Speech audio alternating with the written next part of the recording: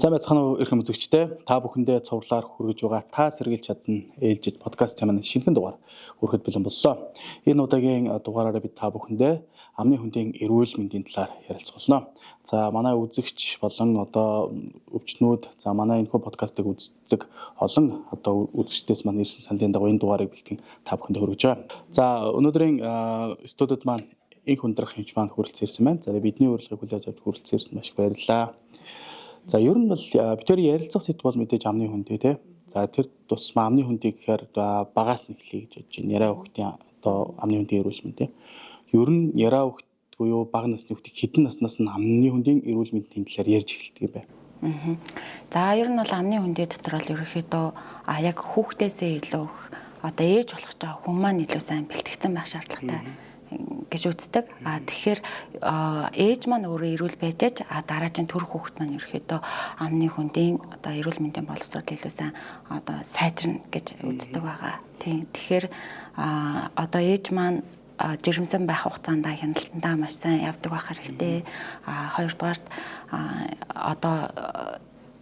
хүүхэд хөдөлсөн цагаас буюу 4 сарнаас дээшээ болоод жирэмсэн байх хугацаанд шүдний эмчит хандчихад эрүүл болох талаар зөвлөгөө авч тэрний дагуу магадгүй шүдний эмчтэй хандаж үзүүлээд эрт ерөөхдөө эмчлүүлвэл дараачийн хүүхдэд маань гарах хүндрэл нь бага байдаг. Цоорох эрсдэл нь бага байдаг. Тэгж бүр жирэмсэн ээжээс урагт нөлөөлж ийн гэсэн үг тийм. Нөлөөлөх магадлал ер нь яг ээж маань аягуулсаа эрүүл болох юм бол гараад тухайн хүүхдэд асраа хамгаална шүү дээ. Ээж нь тэр үед нь халдварладаг гэсэн.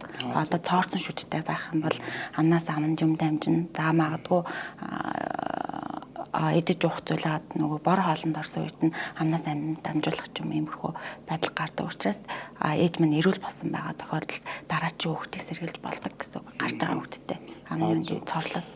За ээж бол яг хөө мэдээж жирэмсэн болоод ирэхээр өөрхөөхөө хяналтанд ороод шүдээ эмчлүүлээд ингээд цоорхоо шүдтэй бол тэрийг эмчлүүлээд явчих нь. За тэгвэл яраа хүүхэд маань төрлөө гэж үзээ тий. Тэгэхэд ер нь төрснийхэн дараа хүүхдээ бид ус ингээд нөгөө жинлүүлэх барих ингээд тий. За тэгээд сар тутамдаа вакцин хийх хинтэргэл гэдэг чтэй. Тэгэхээр яраа хүүхдийг ер нь яг аваач шүдний эмчит үзүүлэх ёстой юм уу? Яг эмчит хандах хугацаанд гэх юм шүд ургасан цагаас нь ерөөхдөө үзүүлэх шаардлагатай. 6 сартаагаас хамгийн анхны шүдэлт эхэлдэг. Дээрнээсээ тэр үед нь манай хүүхдийн шүдэлт хэвэн явагдаж гэнэ үү 6 сартай яг шүд нь гарч гэнэ үү 8 сартай ямар шүд нь гарахыг нөгөө амны хүндийн шүдэлтийн процесс нь нөгөө томрох тусмаа сөөлжж гардаг. Тэрийг аягуулсан мэдээд авчвал дараа нь манай хүүхдээ араа яагаад урах байгаа юм болж те манай хүүхд бор хоолнд орох гэж байгаа юм чи аль нь илүү үүрэгтэй байх ба ч юм уу иймэрхүү анхаарал мэджүүлэх сайн байдаг. Эцэг хөдийн хувьд нэг юм бодол байдаг штэ. За сүүн шүд юм чи унчнаа тий. Тэг эсвэл нөгөө жоохон цооронгууд нүдөл хүүхд байлгууд навхуулж байгаа хамаар тий. Тэр урагчна гэдэг. Энэ юу н хэр зүв бэ? За ер нь бол буруу. Яагаад тэгэхээр тухайн сүүн шүдний маань цоорлын байдал болон шүд зултын байдал маань ямар байна? Дараачийн шүдэлтийн процесс болон цоорлынх нь эрчим хэр байхаа гэдэг нь тодорхойлогддог. Тийм болохоор айл болох бага байхад нь л эмчлүүлээд зөвлөгөө аваад айл болох цооруулахгүй байхад л дараачийн шүдэлтийн асуудал сайн уу муу юу гэж яригддаг. Тийм учраас аль бага байхад нь ерөөхдөө гарсан цагаас нь ахуулаад шаардлагатай үед нь үзүүлээд цоорцсон байх юм бол цоорлын ломдуулаад хүндрүүлэхгүй байвал дараачийн шүднийх нь асуудал нь бага л байна гэсэн. Бага байхад нь ерөөхдөө эмчлүүлэхгүй ч гэх юм уу цооролтой тэгээд унчих юм чинь гэсэн асуудал байвал дараачийн байнгын шүдний асуудал дээр бас л цоорлын эрчим өндөртэй янз бүрийн гажууд гараад байдаг шүү дээ. Тийм гажууд бол үүсэх шалтгааны нэг болдог гэсэн. Тийм болохоор аль багт нь л үзүүлж урсан сэргийлэх нь хүндрэл бага учрна л гэсэн. За миний баг байхад байдгүй байсан болооч тэр юм уу шүдний аппарат гэдэг нэг зүйл байгаа тийм. Одоогийн хараад хаад ер нь хүүхдүүд их зүүдэг болж тээ тийм. Энэ хүүхдүүдийн идэж ууж байгаа зүйлээс ч гэдэм үү эсвэл төгжил тэрнээсээ болоод байна уу эсвэл яг нэг шинэ гарсан зүйл гэдэг утгаараа хүмүүсийн шүдний аппаратыг хүүхдүүдийг хэрэглээд байна уу ер нь зүйлдээ төрж байгаа хүүхдүүдийн энэ шүдний гажиг их байна уу ер нь? За ерөнхийдөө гажиг асуудал үүсч байгаа шалтгаан нь бас нэг юм цооролтойгоос холбоотой байдаг. Хоёр тэгэхэд одоо нэг хатуу зүйл иддэггүйтэй холбоотой. Тий одоо идэж ууж байгаа зүйл маань ямар чанарын байгаа лээ тий. Дээр үед бол бид нар бол ээж авийн үед бол тийм чихэрлэг нөөцлөг бүтээгдэхүүн бага байлаа. За аруулын эзгий одоо хатуулаг чанартай их хэрэгэлдэг байсан болохоор тийм асуудал нь харьцангуй бага байсан. Одоо орчин үед бол тэр асуудал их тулгарч байгаа. Одоо идэж ууж байгаа зүйлтэй холбоотой учраас л иймэрхүү нөгөө асуудлууд их үүсэж байгаа. За тэгээд гажигын апрууд сайныг гэвэл таарсан хүндээ л бол сайн. Таараагүй хүндээ бол маш муу ур дагавар үзүүлэх үүсэхгүй. Яагаад тэгэхээр тухайн одоо амны хүндийн цоорлын эрчим өндөртэй хүн гажигын апрууд зүүчгээр амн дотроо юмгүй байж цоордог хүн юмтай болоод ирэхээр арчилгаа маш их шаарддаг хүнээсээ. Тий. Хэрвээ тэр нь одоо угаалт мууч гэх юм уу, идэж уух юм хяналтгүй ч гэх юм уу, ийм байдалтай байх юм бол нөгөө шүдэн тэгшгэн ч гэсэн тэр чигээр шүдэнд нь цоорох магадлал нь айгүй өндөр болчдөг. Тийм болохоор тухайн одоо нөгөө хүн маань зүгж байгаа хүн маань одоо дадал нь хэр сайн суусан бэ? Одоо юу гэдэг нь те юм эзэн дараа биш үү даавах хэвээр, орой ундахтай биш үү даавах хэвээр гэх юм уу. Ийм байдлаар одоо нөгөө юмд ингээд дадал нь сайн суусан үнэл зөвгөл одоо илүү үр дүн шүдэн тэгшгэн болно, гоё болно. За цоорлохгүй байх багтал нь өндөр болно гэсэн үг байхгүй юу?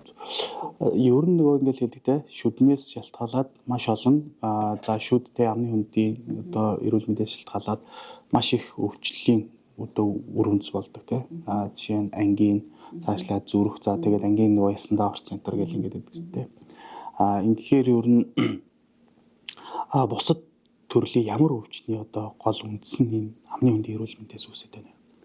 За амны хүндийн өөрөө цоорл үүсгдэг нян нь өөрөө Streptococcus mutans гэдэг илүү голлох үүрэгтэй нян байдаг. За тэр маань ерөөхдөө олон жил одоо цооролтой явсны үндснэн дээр одоо идэж уух хоол нь ундтай хамт нөгөө ходоод гизээр дамжаад явдаг. Тэгээ бусад эргэтэн системүүд дээр очиж суудаг гэсэн үг байхгүй. Тэгэнгүүт хамгийн их гэмтээдэг эргэтэн систем бол зүрх өөрөө булчинлаг. Тэр булчинлаг байдлыг ерөөхдөө гэмтээдэг. Одоо булчин ч өөрөө ингээд хашаа сундаг штэ тий. Тэрийг ингээд сорвжуулаа явчихдаг гэсэн үг. Хоёр тэгэхэд бас нөгөө бүр их гэмтээдэг. Тийм болохоор аль болох амны хүндэд эрүүл байх тусмал тэр одоо нөгөө дараачих нь эргэтэн систем гэмтэх нь багаанаа л. За тэгвэл зөвлөгөө ойлгож бага насны хүүхдийг өдөрт хэдэн удаа ер нь хэдэн наснаас эхэлж амыг угаалгаж хөвшүүлэх үү тий. Тэгээд бага насны хүүхдүүд зөрөөс гэдэг хэвчээ тий. Яг нь зүгээр ингээ харахад хүүхдийн том хүний гэдэг. Энэ бас мэдээж нь тухайн хүүхдийн одоо хүний хүүхд болон хүүхдний шүдэнд үдж байгаа үзүүлэлтүүд нь бас тий нөлөөлөлд нь бас өөр байдаг байх тий. Тэгэхээр ер нь хүүхдийн хориглох нь зөвөө хүүхдтэй. Тэгээд өдөрт хүүхдийг хэрхэн яаж яах вэ? За заримдх бол нэг амны одоо зайлагч энэ төр хэрэглээл энэ төр байдаг тий. Тэр хэр зөв бэ? За ерөнхийдөө хүүхдийг урьдчилан сэргийлэхэд бол эхлээд одоо хөхнөөс их шалтгаалдаг. Хөхнөөс цоорлоод ууршны цоорл гэж. За хөхнөөс гадна ууршны цоорл айгүйх тохиолддог. Хүүхэд бол нийлэхэд одоо их ихтэй. Хүн дээр яадаг гэхээр одоо ээж дөнгөж одоо төрсэн ээж мань болохоор ерөөхдөө сайн мэдэхгүй болоод ирэхээр одоо шүн илүү ихээр 6 сартаас хойш болоод ирэхээр шүн илүү хүлгэж өгүүлэх гэх юм уу. За магадгүй оройн цагаар их угчдаг гэх юм уу. Нөгөө хоол хоорондын давтамжаас их хамаардаг. Тийм болохоор тэрийг яг цагаар хооллох юм дадал суулгах хэрэгтэй ах. Төрсэн цагаас нь 2 цагаар өргөд хөхүүлэх хэрэгтэй гэх юм уу. 2 цагаар ингээд одоо эхлээд яраа хүүхдэд бол 2 цагаар гэж ингээд стандарт ингээд хоолтууд байдаг байхгүй. Тэгээд бор хоолнд орсон үед нь хэдийн үед хооллох юм. За ялангуяа оройн цагаар одоо нөгөө ачлага илүү сайн түлхүү явах хэрэгтэй байдаг хүүхдэд. Орой нөгөө хүүхд одоо хүний эртний систем амрах тал руугаа явдаг учраас амны үндэ ч гэсэн нөгөө яадаг сулардаг. Тийм болохоор одоо нөгөө идэж уусан тэр чигээр нь арчлахгүй угаахгүйгээр унтуулах юм бол одоо нөгөө нөөцлөг бүтээгдэхүүн чинь өөрөө тэр Streptococcus mutans гэх нянтаа нэлээд ирэхээр шүдний паланг хайлуулах процесс үүсгдэг. Тийм болохоор оройн цагаар маш сайн арчилж одоо угаах шаардлагатай байдаг. Хэдэн наснаас эхэлж угааж эхлэв? Төрсэн цагаас. Төрсэн цагаас нь тий. Шүд хуусан цагаас. Тэгээд жоохон хүр тэр нэг ингээд угаачвал бойлмөлийн ураач 3 сектор асуудал. Тэр нь бол нөгөө зориулалтын нөгөө сойзнууд байдаг. За одоо жишээ нь бол 2 үүдэн шүд дээд 4 үүдэн шүд доод үүдэн шүд нь гарцсан. За магадгүй араа шүд нь гарцсан байх юм бол одоо нөгөө тухайн нөхцөлтэй тааруулаад буцалсан усанд бүлээхэн буцалсан усанд маарл ороож жагаад ингээд завд болон урал ингээд өнгөрийн арилгах ийм арга хэмжээ авч болно. Хоёр тэгэхэд одоо нөгөө хурууч байдаг штэ зориултын тийм байдаг байхгүй. Тэрнгээр ерөөхдөө усаар болвол хэрэглэхгүйгээр усаар ерөөхдөө цэвэрлэх нь илүү ач холбогдолтой байдаг. Тэгвэл насанд хүрсэн хүн яг миний хувьд бол өглөөд ингээл босоод те угаажаа тэгээд орой унтахтаа угааж байгаа те. Тэг чин одоо зарим хүмүүс энтер бол ажиллаад хахад нөгөө хоол идснийхээ дараа ингээл уугаад байдаг те. Ер нь тэр тал дээр би бас энэ их зүгээр юм байна, зүй юм байна гэж бодвол ер нь насанд хүрсэн хүн өдөрт хэдэн удаа шүтээ угаах ёстой, яаж арчлуул зөв. Тэгээд одоо 45-аас дээш насныхан бол ч гэдэг юм уу нэг тийм насны ангиллаар хэдэн удаа жилдээ нэг хэдэн удаа эмчилд очиж үзүүлэх ёстой ч гэдэг юм уу тийм зөвлөгөө өгвөл.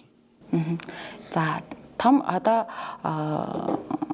хүмүүсийн хувьд харьцангуй яагаад тэгэхээр нөгөө цоор хэрсэл нь харьцангуй бага байдаг. Одоо шүднийг яг айгүй ойлгомжтой ярих юм бол тархлаа суудсан байдаг гэх юм уу. Тэгэхээр одоо бүр маасаар ингээд цоорох нь бол бага байдаг. За магадгүй нөгөө төрсөн дөнгөж төрөөд олон давтамжтай төрсөн ч гэх юм уу. За одоо эрцээ алдагдaltaй хүмүүс ч юм иймэрхүү байгаа тохиолдол цоорлох тохиолдол байдаг. Тэгтээ ер нь бол айгүй одоо таны нас болон миний насныханд бол 90 болгон цоорл ингээд үсээд тах нь харьцангуй бага. Одоо хүүхдийнхийг бодвол тийм болохоор тэр үед ямар дадал байх хэрэгтэй гэхээр өглөө юм мэдснийхээ дараа ч юм өмж угааж болно. За ер нь бол юм мэдснийхээ дараа угаавал илүү үр дүнтэй. Тэгээ өдрийн цагаар ерөөхдөө боломж болцооных юм бол одоо нөгөө ажил дээр ч юм уу сойзоо байрлуулж агаад угаачих, юм мэдсний дараа угаах, орой унтахтаа мөн угаах гэдэг ийм маягаар сэргийлж болно.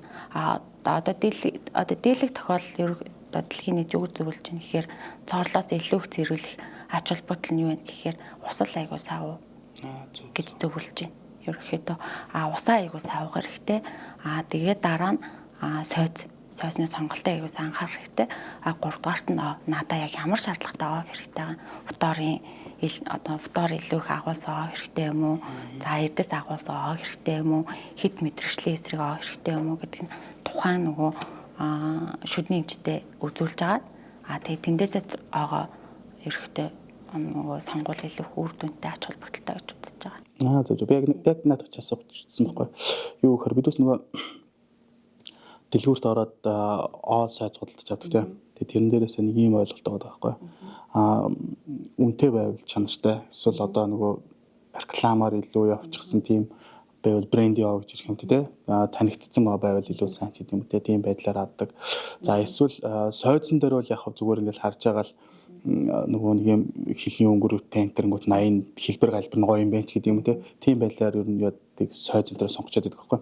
Тэгэхээр таны хувьд зөвлөснөр бол ер нь мэрэгжлийн эмчит эхлээд хандаад ямар төрлийн сойз хэрэглэх, ямар төрлийн ойхоо мэдчих болох нь тий. Болно. Одоо шүдний эмчнэр ерөөхдөө хүн болгонд ерөөхдөө за танд иймэрхүү сойз хэрэгтэй юм байна. Одоо тухайн хүний шүд одоо бойлны өрөвсөл ихтэй байх юм бол хатуулаг сойзоор угаагаад байж болохгүй. Тэгээд их ширүүн сойзыг бас зөвлөөдэж болохгүй. Тухайн амны үндийг үзчихэж шийддэг. За тэгэж амны үндийг цэвэрлэх процесс зөвхөн шүдэг гэвэл үгүй. Үүнээс хил орно, завж орно. За магадгүй ингээд эргэн тойрны тагнаа болон хилийн дорх ёроолон төр ордог. Тэрэн дээр болохоор зориултын нэг хэрэглэгдэх туслах бүтээгдэхүүнүүд байдаг. Тэрийг тухайн үндэ тохирсныг нь шүдний эмчээсээ асууж л мэдэх шаардлагатай байдаг. Тэгэхээр бидээс ч одоо гэр бүлийн нэг хүн нэгөө авчгаар л тэгэл бүгдээр хэрэглээл тий. Тэгэл дуусгаар нь тэгэл явчихсан. Ер нь бол гэр бүлийн гишүүд болгон өөр тохирсон сойз одоо байх хэрэгтэй юм гэж ойлголоо тий. Одоо ерөөхдөө юм айгүй нөө өргөн дэлгэр болсон. Тийм болохоор одоо ингээд сүүлээд гарч байгаа нууд байна л да. Одоо тэрийн дурдаад яг ерөөхдөө ингээд нийт массыг харахаар энэ яг 0-аас 3 настай зориулагдсан ингээд гарцсан байдаг болсон байна. За энэ бол нэг 4-өөс 7 настай заалттай. За энэ онолохоор ингээд нөгөө ингээд юутай гардаг болсон байгаа. Одоо эмээ сангуудаар зарагдчихж байгаа даа сайн. Одоо нөгөө өөрчлөгч маань ингээд юугаар эмийн сангуудаар яагаад үзэх юм бол зориултын теманууд нэлээд илбэг болсон. Яг тэр байгаа л ерөөхдөө сонгоод хэрэглүүл одоо тэр яагаад нас заагаад байна гэхээр энэ насны хүүхдийн энэ байдал илүү их одоо тутмагшилтай байдаг гэдгийг судалгаар гаргацсан байгаа учраас тэр нас заасан байгаа гэсэн үг байхгүй. Тийм. Тэгээ тэрийг нь одоо тухайн хүүхдээ ч юм уу том хүнээ ч юм уу үзчихэж танд энд илүү их одоо тохиромжтой юм байна гэдгийг зөвлөх нь л илүү давуу талтай болчиход байгаа. Тэгээ бусдаар л одоо нөгөө колгейт малгейт гэдэг оонууд байна л да. Тэд нар чинь ер нь нөгөө ахын хэрэглээний одоо нөгөө нийт масс цундтаас зарагдчихж байгаа оонууд байгаа болохоор яг тэрийг тэр зөвлөхөд аюу хэцүү болчиход байгаа юм байна. Зөв. За бидний ер нь ярилцах цаг өндөрлж байна. Магадгүй бас та өнөөдөр энэ подкастаар ингээд танд бол ингээд өвчнүүд очиод үйлчлүүлж байгаа тий. Тэдүүст ингээд ер нь монголчуудыг хараад нэг ийм дутагдaltaй тал байна да шүдний тал дээр тий. За шүдээ ер нь багуугаа чинь гэдэг юм уу эсвэл буруу гэж чинь гэдэг юм уу. Магадгүй яг тэрийг бол та нөгөө одоо бидний фронт дээр байгаа гэдэг шиг мэдж байгаах тий. Тэгэхээр яг одоо үзэж байгаа подкаст үзэж байгаа үзэгчтэй одоо зөвлөхөд ер нь ингээрэй гэж зөвлөгөө өгөх зүйл юу байгаа юм? Одоо яг энэ чийснэр надаа яг аюу бодогч нэхэр нэг хүүхдтэй л аюу сан анхаармаар байна гэдэг л аюу сан ингээд хэлж ойлгуулахыг хичээдэг. Одоо тухайн үйлчлүүлэгчтэй. Одоо зарим нэг нь ингэж яана л да одоо өөрөө хараад өсгцэн одоо 3 4 нас хүртэл өсгцэн хүүхдийн амны хөндөө бол айгүй сайн байна. Ерөнхийд нийтлэг. Магадгүй төрөөд одоо юу гэдэг 6 сартай болгоод одоо хүнээр харуулаад ч юм уу те. Ийм багт тийм өвөө эмээж гэх юм уу тэр чинь бас нөгөө тухайн Монголын нөхцөлтэй харж байгаа хэл та. Тийм хүүхдүүдийн цоорлол айгүй их байх хандлага их байх гэдэг. Нөгөө ээжийн нөгөө ээж аавын асран хамгаалах байдал нь чон суулдуухан байвал тэгээд хоёр тэгэхэд одоо тухайн хүүхд маань юу идэж ууж байгаа вэ гэдэг ээж аав айгүй сайн бас хянах хэрэгтэй. Тийм. Тэрэн дээр аягуулсан анхаарах хэрэгтэй болов гэж аяг боддог. Тэгээд өөрчлөлж байгаа хүн болгондаас энэ дээр нэг жоохон анхаарах зүгээр юм болов. За та үнэхээр амжихгүй байвал ядаж өөрөө мэдэхгүй бол 4 сартаа ч юм ирээд үзүүлжүүл айгу зүгээр байна гэдэг зөвлөгөөг өгөх хүсэл цаашгүй байна л та. Тэгээ хоёр тэгэхэд улс орон манаас нөгөө нүүрслэг бүтээгдэхүүн маш их дэлгүүр дээр зарагдаж байна. Энийг бас нэг тодорхой хэмжээнд заагалтай байвал зүгээр юм уу гэж аяа боддог. Нүүрслэг бүтээгдэхүүн шүдэн дээр аягүй муу дээ. Тэгээ одоо чихэрлэг одоо дэлгүүр наадлын дэлгүүр л ороход ерөөхдөө одоо чихэрлэг миний бүтээгдэхүүн асар их байгаа байхгүй ерөөхдөө. Тэгээ яг зарж байгаа хүнсээ бүтээгдэхүүн их нь сахартай байгаа л дээ. Тэр ойлголтыг одоо тухайн одоо цэцэрлэгт нь ч юм уу одоо дунд сургуулинд одоо заадаг л хальтаа одоо сайн мэдэхгүй байна. Яг мэрэгжлийн эмчээр нь ч юм уу ингээд тодорхой одоо ерөөхдөө эмчнэр аягүй их болчлаа л да шүдний эмчнэр. Тэд нарт ингээд хандж агаад сургуулиар нь ч юм ингээд хуваарлаж агаад ийм тодорхой цагийн хүрээнд ингээд хичээл заалгадаг байвал зүгээр ч юм уу гэж бодож исэн. Тэгээ дээр хэрэгчих үгүй сайлж мэдэхгүй л байна. За баярлалаа. Бидний урилгыг хүлээж манай үзэгчдэд ер нь нөгөө сүүлийн үед бол яхаа аргагүй амны хүнд эрүүл мэнд гэдэг зүйл бол маш чухал ялаад байгаа тийм. Энэчнээс л эрүүл мэнд эхэлж байгаа гэж эмчнэр бол зөвлөв тийм. Үнд цагаа бидэнд зориулж манай үзэгчдэд зориулж хүрэлцэн ирсэн тань баярлалаа. Таны ажилд амжилт хүсье. За баярлалаа. Та бүхэнд ажил өндөр амжилт хүсье. За баярлалаа. Ингээд та сэргийлж чадна подкастын маань хэлж дугаарыг хүрээд өндөрлөж байна. Дараагийн дугаараар иргэн уулзлаа. Түр баяртай.